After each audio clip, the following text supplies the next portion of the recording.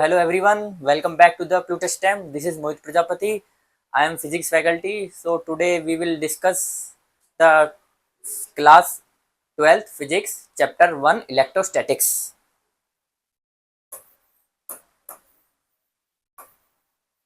Electrostatics. Electrostatics. So in electrostatics we should know that every of everything is composed of two things. First is mass and second is charge. Mass can be reside without charge. मास बिना electric charge के रह सकता है.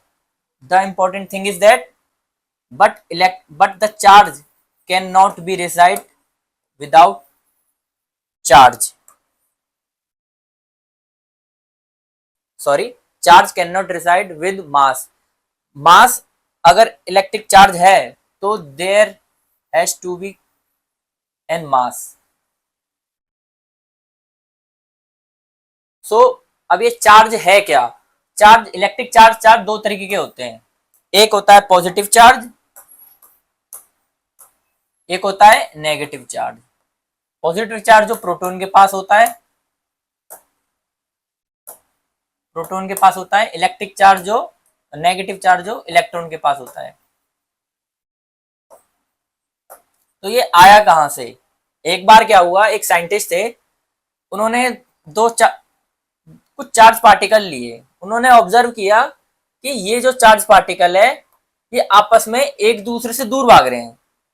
तो उन्होंने एक दो चार पार्टिकल और लिए और उन्होंने देखा एक पार्टिकल और है, वो इससे अट्रैक्ट हो रहा है, दोनों अट्रैक्शन में, ठीक है, और वो वाला पार्टिकल इससे भी अट्रैक्ट हो रहा है, पर ये दोनों आपस में रिपल्शन हो रहे हैं. तो अब ये वाला पार्टिकल, ये वाला जो चार्ज है, वो इन दोनों के साथ सेम बिहेवियर शो कर रहा है.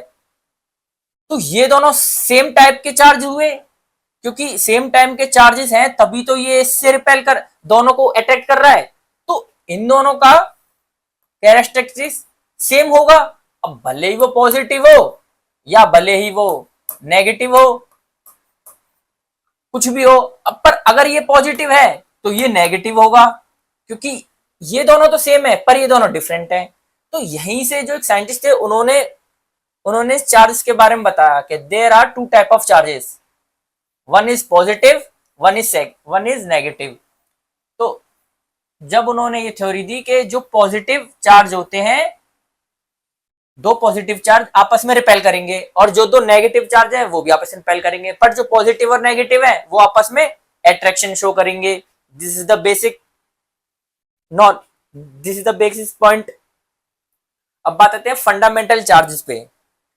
जो फंडामेंटल चार्ज होता है, जो सबसे मिनिमम चार्ज होता है, वो होता है इलेक्ट्रॉन का नेगेटिव चार्ज -1.6 इंटू 10⁻⁻19 कूलम. ये होता है सबसे बेसिक चार्ज. अब जितने भी चार्ज होंगे किसी पार्टिकल के पास, सपोज करो क्यू चार्ज है, तो वो इसी के फॉर्म में होगा, n इंटू ई के फॉर्म में होगा. Is charge of one electron and n is number of electron. तो कहीं भी चार्ज होंगे, जितने भी बॉडी पे चार्ज होंगे, वो इसी फॉर्मेट में होंगे. अब जैसे कि एक पार्टिकल के पास 5 इलेक्ट्रॉन है, तो उसके पास टोटल चार्ज होगा n की वैल्यू 5, एक चार्ज की वैल्यू 1.6 इंटू 10⁻⁻19. तो टोटल चार्जेस हो जाएंगे ये. अगर किसी के पास 10 इलेक्ट्रॉन है तो टोटल चार्ज हो जाएगा n इंटू ई. तो n is 10, e is 1.6 into 10⁻⁻19. तो ये हो जाएगा 16 into 10⁻⁻19 coulomb. This is the total charge. But यहाँ पे एक क्वार्क पार्टिकल भी होते हैं, क्वार्क चार्ज. पहले ये माना जाता था कि जो स्मॉलेस्ट चार्ज होगा वो 1.6 इंटू 10⁻⁻19 ही होगा. बट बाद में ये डिस्कवरी हुई कि नहीं, फ्रैक्शन ऑफ चार्जेस भी होते हैं. जैसे कि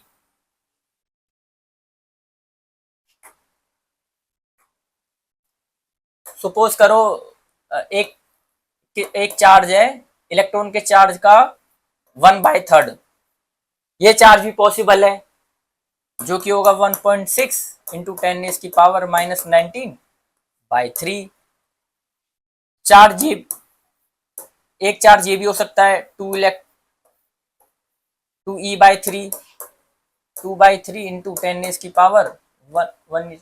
इंटू 10⁻⁻19। सो ये होते हैं क्वार्क चार्जेस, जो बेसिक फंडामेंटल चार्ज होता है इलेक्ट्रॉन का उससे कम।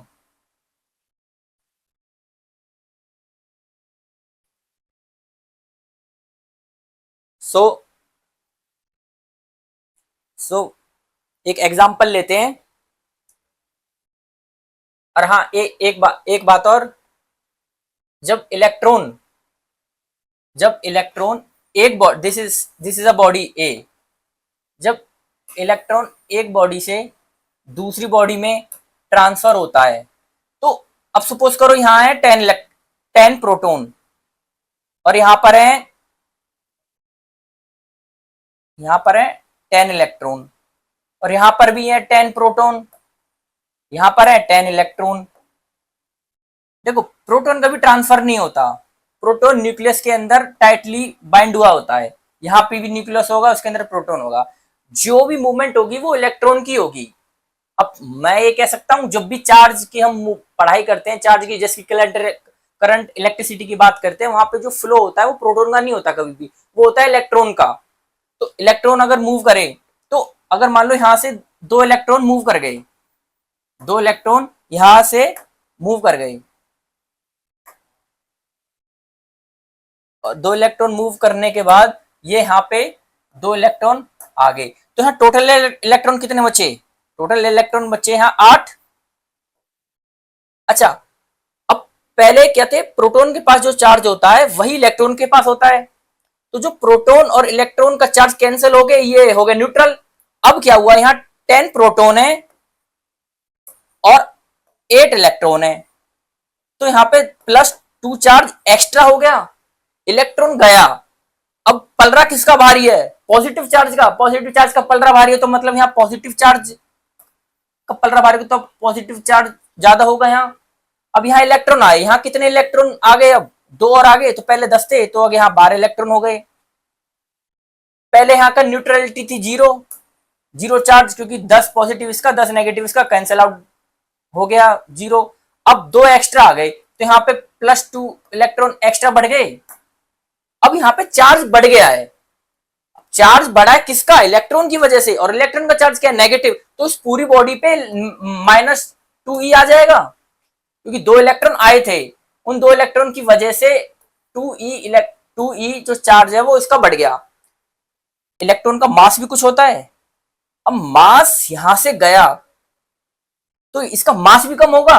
तो क्या मैं ये कह सकता हूं, जब भी किसी बॉडी पे पॉजिटिव चार्ज आता है, मतलब उसका मास कम हुआ है, क्योंकि इलेक्ट्रॉन गया है। और जिस पे नेगेटिव चार्ज आता है, मतलब वहां इलेक्ट्रॉन आया है, इलेक्ट्रॉन आया तो कुछ मास लेके आया होगा, क्योंकि चार्ज बिना मास के तो रह नहीं सकता। अब बिना मास के आया है, सॉरी, जब मास इलेक्ट्रॉन आया है मास के साथ, तो यहाँ इसका वजन बढ़ा होगा, तो इसका वजन बढ़ा होगा कितना? 2 मास ऑफ ई, 2 इलेक्ट्रॉन का जितना मास होता है वो बढ़ा है। तो जब भी पॉजिटिव चार्ज देखो तो समझो इलेक्ट्रॉन गया है, मतलब वहां पे मास कम हुआ है, ठीक है, कम हुआ है। और अगर माइनस साइन आ रहा है, तो मतलब वहां इलेक्ट्रॉन आया है, और अगर इलेक्ट्रॉन आया है तो उसका मास बढ़ा है, ठीक है। ये बात ध्यान रखनी है, जैसे कि हम केमिस्ट्री में भी हमने पढ़ा होगा।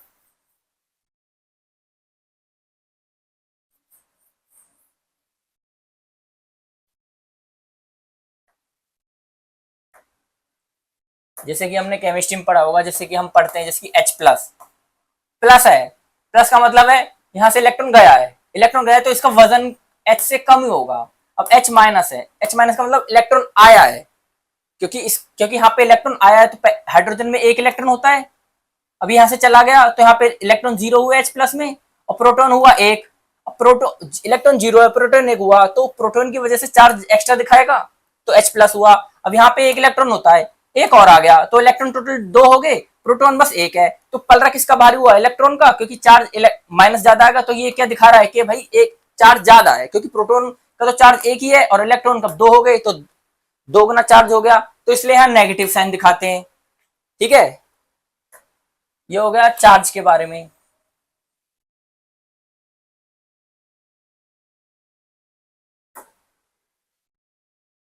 अब पढ़ते हैं कूलम्स लॉ।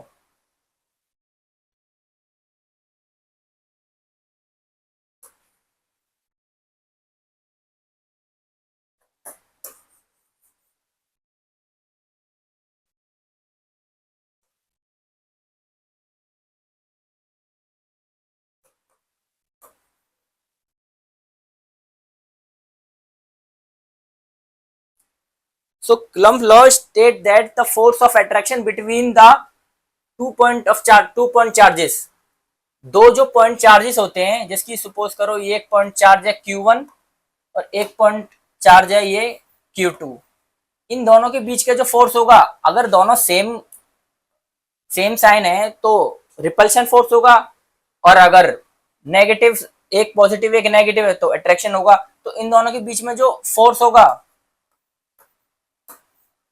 सपोज एक पॉजिटिव है एक नेगेटिव है, तो इनके बीच का जो फोर्स होगा वो डायरेक्टली प्रोपोर्शनल होगा product of charge Q1 and Q2।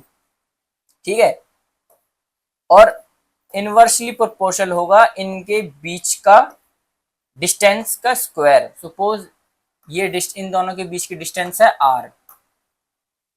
ठीक है, तो इन दोनों को कंबाइन करेंगे तो ये हो जाएगा F इज directly proportional to Q1 Q2 by R square.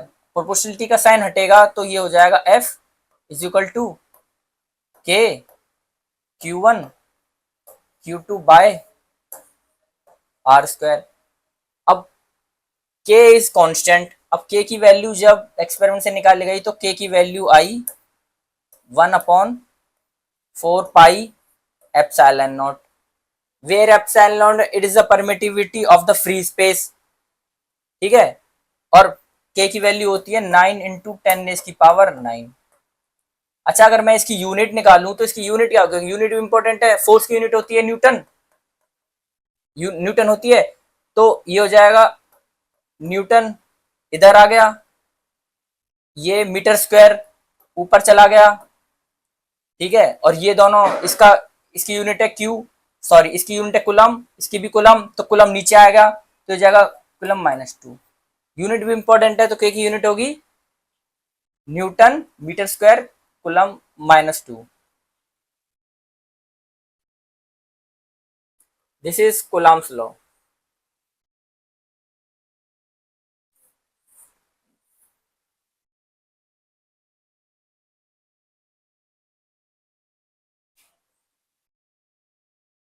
अब एक एग्जाम्पल कर लेते हैं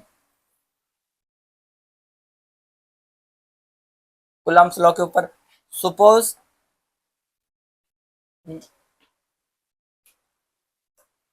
ये एक पॉइंट चार्ज है Q1 और ये एक पॉइंट चार्ज है Q2। ठीक है, अब ये दोनों, अब यहां पर ये दोनों है पॉजिटिव चार्ज। ठीक है, पॉजिटिव चार्ज है विद सेम मैग्नीट्यूड, ये भी इसका भी मैग्नीट्यूड Q है, इसका भी मैग्नीट्यूड Q है, और यहाँ पर एक चार्ज है Q3 जिसका मैग्नीट्यूड है -2e, -2e इलेक्ट्रॉन, और इसका है +4e इलेक्ट्रॉन चार्ज, इसके ऊपर चार्ज है +4 इलेक्ट्रॉन ई चार्ज। सॉरी, यहाँ पे ले लेते हैं हम 8 ले लेते हैं,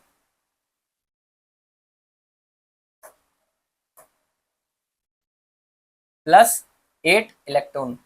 तो ये क्वेश्चन है कूलम्स लॉ के ऊपर, हम क्वेश्चन एग्जांपल है, ये दो चार्ज हैं Q1 एंड Q2। Q1 का चार्ज है 4 इलेक्ट्रॉन पॉजिटिव वाला, Q2 का ऊपर चार्ज है +8e और Q3 का चार्ज है -2e। अब जाहिर सी बात है इन दोनों के ऊपर एक अट्रैक्शन फोर्स लगेगा, इन दोनों के ऊपर भी एक अट्रैक्शन फोर्स लगेगा। तो एक वो डिस्टेंस फाइंड आउट करनी है जहां पर ये इलेक्ट्रॉन, जो टू इलेक्ट्रॉन है वो स्टेबिलिटी पे आए, मतलब मोशन में ना आए। तो मतलब इसके ऊपर जो फोर्स लगेगा, सपोज दिस इज F1, और ये जो इसके ऊपर फोर्स लगाएगा वो हो जाएगा F2। इक्विलिब्रियम के लिए इन दोनों का फोर्स का होना बराबर है, या मैं ये बोलूं F1 प्लस, या मैं बोलूं F1 plus F1 is equal to 0 होगा। ठीक है, क्योंकि ये लगाएगा इधर इसके ऊपर, ये फोर्स लगाएगा इसके ऊपर, ये दोनों बराबर होंगे। वो पॉइंट फाइंड आउट करना है जहां पर ये इक्विलिब्रियम में होगा। तो फाइंड, तो फॉर्मूला क्या होगा, फॉर्मूला हो गया इसके ऊपर जो फोर्स लगेगा F1, F1 होगा K Q1 Q3 by distance. अरे ये डिस्टेंस तो दी नहीं, सपोज करो ये डिस्टेंस है, ये डिस्टेंस ले मैंने 10 मीटर। ठीक है, तो अब मुझे ये डिस्टेंस फाइंड आउट करनी है, तो मैं इसको अज्यूम कर लेता हूँ x, यहाँ से लेके यहाँ तक, तो ये हो जाएगी x²। ठीक है, और F2 क्या है, F2 होगा K Q2 Q3 by this is x, तो ये हो जाएगा 10 - x, ये हो जाएगा 10 - x का होल स्क्वायर। तो F1 plus F2 is equal to 0। तो F1 है K Q1 Q3 by x² plus K Q1 Q3 by 10 - x का whole square is equal to 0। ठीक है, यहाँ पे वैल्यू पुट करेंगे तो इसको उधर ले जाएंगे, तो ये हो जाएगा K Q1 Q3, अब वैल्यू डाल देते हैं यहाँ पे डायरेक्ट, हो जाएगा K Q1 की वैल्यू है 4, Q3 की वैल्यू है 2 by x² is equal to में माइनस K Q2 की वैल्यू है 8, Q3 की वैल्यू है 2, ये हो जाएगा 10 माइनस का होल स्क्वायर। तो ये इससे ये कट गया, 2 से ये कट गया, 4 दूनी 8, तो ये आ जाएगा ऊपर, ये हो जाएगा 10 माइनस 10 - x का whole square is equal to में ये 2 इधर, ये x², यहाँ से x की वैल्यू आ जाएगी। ठीक है, तो यहाँ से सॉल्व कर देंगे, हो जाएगा 100 plus x² minus x equal to में 2x²। तो ये सॉरी ये x²,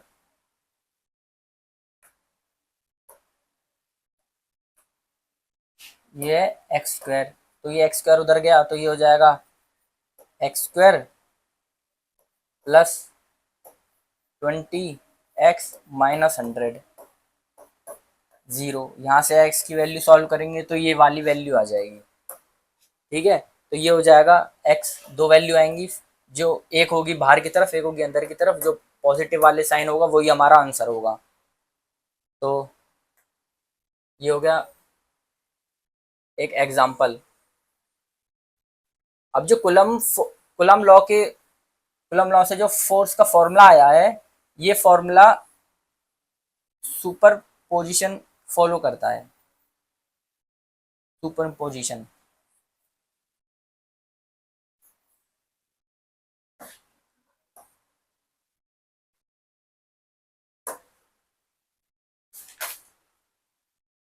अब कुलम लॉ का वेक्टर फॉर्म देख लेते हैं, इसका वेक्टर फॉर्म।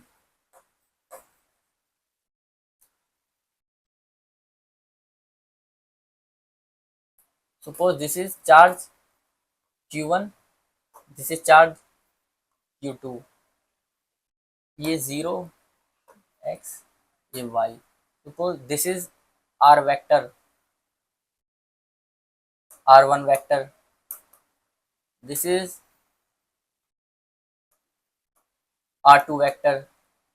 तो हमें ये वाला वेक्टर निकालना है, ये वाला, ये इस पे फोर्स लगाएगा F1, ये इस पे फोर्स लगाएगा F2, और we note that F1 is equal to F2. तो इस ट्रायंगल को देखो, ये वाला, ये वाला, ये, तो मैं क्या, ये है आर वेक्टर, ये आर वेक्टर है जो Q1 फोर्स लगाएगा Q2 पे, ठीक है. तो क्या मैं ये लिख सकता हूं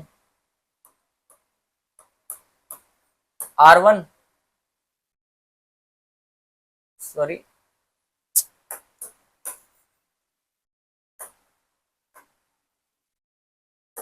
हाँ, मैं लिख सकता हूं R1 vector is equal to R vector plus में R2 वेक्टर.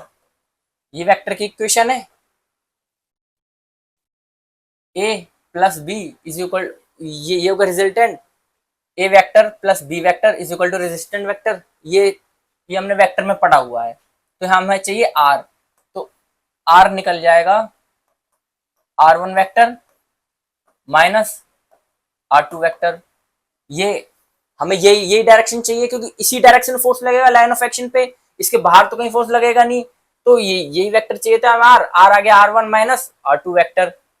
अब ये तो होगी उसकी डायरेक्शन, ठीक है. अब आते हैं फोर्स पे. फोर्स के साथ फोर्स क्या हुआ F1, अरे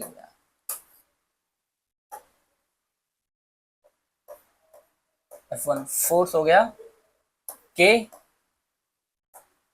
Q1 Q2 by R square, ठीक है. ये तो हो गया इसका मैग्नीट्यूड. अब बात आती है इसके वेक्टर पे. तो मैं क्या करता हूं, ऊपर नीचे डिवाइड कर देता हूं R वेक्टर और ये इसके मैग्नीट्यूड से, ठीक है. ये R वेक्टर का मैग्नीट्यूड, ये यूनिट वेक्टर से मैंने मल्टीप्लाई कर दिया. यूनिट वेक्टर से इसलिए किया ताकि इसके मैग्नीट्यूड पे फर्क ना पड़े. तो ये हो जाएगा K Q1 Q2. अब ये R2 है और ये R, तो ये जाएगा R क्यूब मैग्नीट्यूड, ठीक है. और ये R वेक्टर है. R वेक्टर क्या निकाला था हमने, R1 माइनस R2. R1 और R2 are with are respect to the origin. So force क्या आया, F1 force, F force vector, F vector क्या आया, K Q1 Q2 by R cube, इसका मैग्नीट्यूड जो R वेक्टर है, ये इसका डिस्टेंस है, और ये इसकी डायरेक्शन है R1 माइनस R2 वेक्टर. तो this is the vector form. और यहाँ पे अगर एक से ज्यादा फोर्स हो, सपोज यहाँ एक फोर्स और है Q3, एक यहाँ पर है Q4. तो अगर मैं इस वाले ऑब्जेक्ट पे फोर्स निकालना चाहता हूं जो इन तीनों की वजह से आएगा, तो मैं क्या करूंगा, इसकी वजह से F1 आएगा, इसकी वजह से आएगा F3 और इसकी वजह से आ गया F4. ये तीनों इस पे फोर्स लगाएंगे तो जो टोटल फोर्स होगा वो इसके इक्वल होगा. ये जो एडिशन होगा ये वेक्टर एडिशन होगा, ये नॉर्मल स्केलर एक्शन, क्योंकि force is a vector quantity. तो जब इन तीनों का फोर्स लगेगा इस पर, तो वो ये वाला लगेगा इस डायरेक्शन में, ये वाला लगेगा इस डायरेक्शन में, ये लगेगा, सबकी डायरेक्शन अलग है. तो वेक्टर क्वांटिटी है, वेक्टर क्वांटिटी का एडिशन वेक्टर फॉर्म में होता है.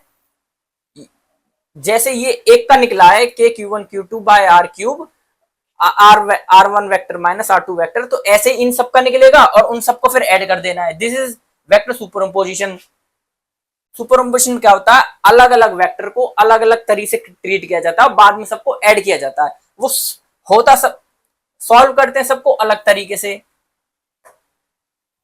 बाद में उन सबको ऐड कर देते हैं। This is principle super imposition force. Example लेते हैं।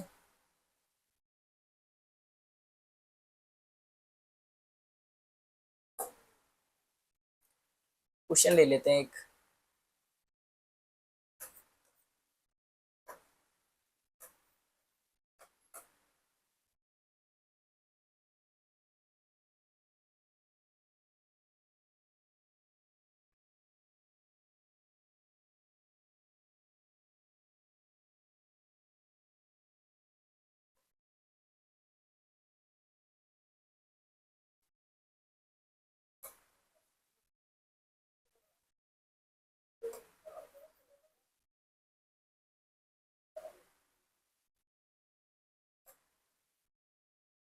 ये एक स्क्वायर है, ठीक है, ये एक स्क्वायर है, ये इसका ओरिजिन है, ठीक है। ये डिस्टेंस है, सपोज ये डिस्टेंस है 4, ये डिस्टेंस भी है 4, ये 0। तो हमें इन चारों फोर्स की वजह से जो इस जीरो वाले ओरिजिन पे जो फोर्स लगेगा F, वो फाइंड आउट करना है, ठीक है। तो करेंगे क्या, हम पहले सबका सेपरेट सेपरेट फोर्स निकालेंगे। पहले इस क्यूब की वजह से फोर्स निकालेंगे, इस F1। तो इसकी ये जो F1 फोर्स लगाएगा, इसकी वजह से फोर्स क्या होगा, के, सॉरी यहाँ पर एक पॉइंट चार्ज तो लिया है नहीं, ये पे चार्ज है Q, ठीक है। इसका के 2Q into Q divided by, ये पूरा 4 है तो ये हो जाएगा 2, 2 स्क्वायर, ठीक है। F2 क्या होगा, F2 जो ये लगा रहा है, ये कितना लगाएगा, के 4Q इंटू में Q डिवाइडेड बाय, इसका भी ये 2 स्क्वायर। F3, F3 क्या होगा, जो ये लगा रहा है F3, ये F4, F3 होगा के Q, के Q1 Q2 bye 2 square.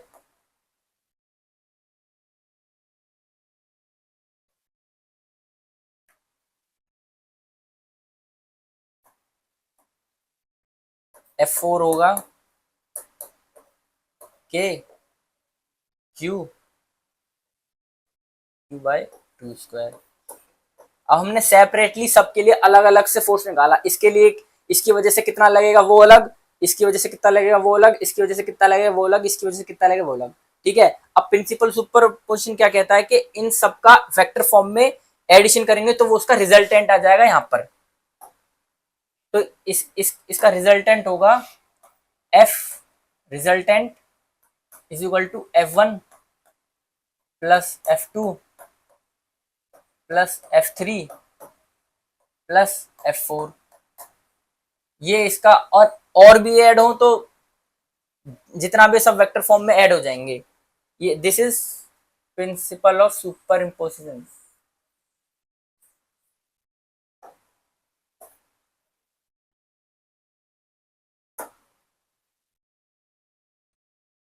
Now come to the electric field. So electric field क्या है, किसी एक रीजन पे किसी पॉइंट चार्ज की किसी भी पार्टिकल द्वारा अगर कोई इलेक्ट्रिक इलेक्ट्रिक फील्ड जो एक्सपीरियंस की जा रही है वो होती है इलेक्ट्रिक फील्ड। सो एक चार्ज के अराउंड जो रीजन होता है वहां पर जो भी इलेक्ट्रिकल इफेक्ट महसूस किया जाता है एक किसी दूसरे चार्ज के द्वारा, वो होती है electric field. So electric field is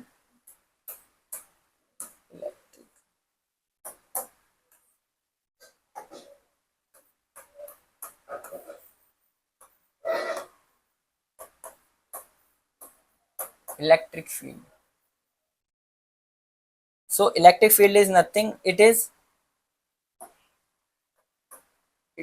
force per unit charge, जो चार्ज होता है टेस्ट चार्ज होता है।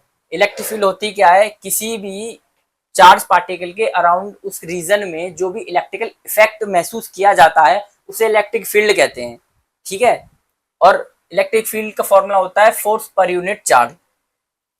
फोर्स, अब सपोज एक एक पॉइंट चार्ज है, यहाँ पर सपोज करो यहाँ पे एक यहाँ पे एक चार्ज है Q और यहाँ पर एक चार्ज है Q0। This is test charge. मैं निकालना चाहता हूं इस Q की वजह से इलेक्ट्रिक फील्ड क्या जनरेट हो रही है, ई वेक्टर। इस Q चार्ज की वजह से इलेक्ट्रिक फील्ड क्या जनरेट हो रही है। तो मैंने क्या किया, एक पॉइंट चार्ज ले लिया Q। अब पॉइंट चार्ज ले लिया तो इसकी हेल्प से मैं यहाँ इलेक्ट्रिक फील्ड निकालूंगा। तो पहले फोर्स निकालते हैं। फोर्स क्या होगा, ये जो एग्जर्ट कर रहा है इस पे, ये हो जाएगा K, कूलम्ब लॉ से K Q0 by R square. अभी इसका डिस्टेंस है R वेक्टर। ठीक है। और इलेक्ट्रिक फील्ड क्या होती है, इलेक्ट्रिक फील्ड होती है force per unit point charge. तो यहाँ पे फोर्स क्या है, K Q0 by R square divided by Q0। तो जाएगा K Q0 by R square Q0। तो Q0 से Q0 कट गया। तो यहाँ इलेक्ट्रिक फील्ड क्या आई, इलेक्ट्रिक फील्ड आई K Q by R square. Again electric vector form में लिखना हो तो ऊपर नीचे R वेक्टर, ये इसका मैग्नीट्यूड। तो इलेक्ट्रिक फील्ड हो जाएगी K Q R vector divide by में R क्यूब का magnitude. This is electric field in vector form.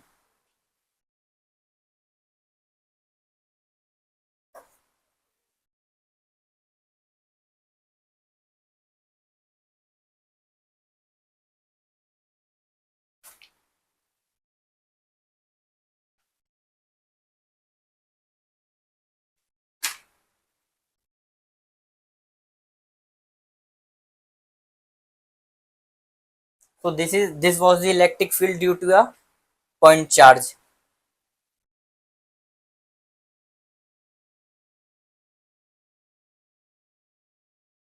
Now take a example.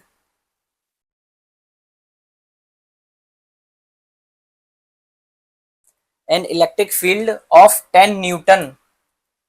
An electric field of 10 Newton per coulomb.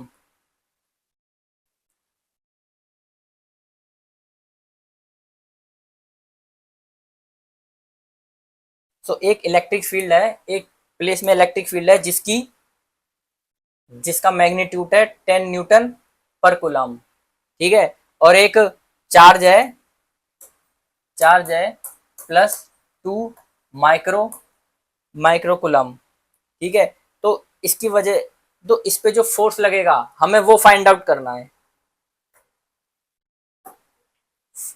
तो force का formula क्या होता है, sorry electric field क्या होती है, फोर्स डिवाइडेड बाय क्यू। तो फोर्स क्या हो जाएगा क्यू ई। तो फोर्स क्या हो जाएगा, चार्ज है 2 माइक्रो कूलम्ब, इलेक्ट्रिक फील्ड है 10 न्यूटन पर कूलम्ब। तो इस पे फोर्स क्या कितना लगेगा, ये माइक्रो है तो माइक्रो को कूलम्ब में कन्वर्ट करने के लिए क्या करेंगे, 10 रेज़ की पावर -6 इंटू में 10। ये हो जाएगा 2 इंटू 10 रेज़ की पावर -5 न्यूटन। यहाँ हमने 10 रेज़ की पावर -6 से मल्टीप्लाई क्यों, क्योंकि यहाँ माइक्रो कूलम था और मैं ऐसे यूनिट में जाना था, यहाँ भी कूलम है यहाँ न्यूटन है, तो इसलिए 10 रेज़ की पावर -6 से मल्टीप्लाई किया। सो आज के लिए इतना काफ़ी है। अब we will discuss it in next class. So thank you.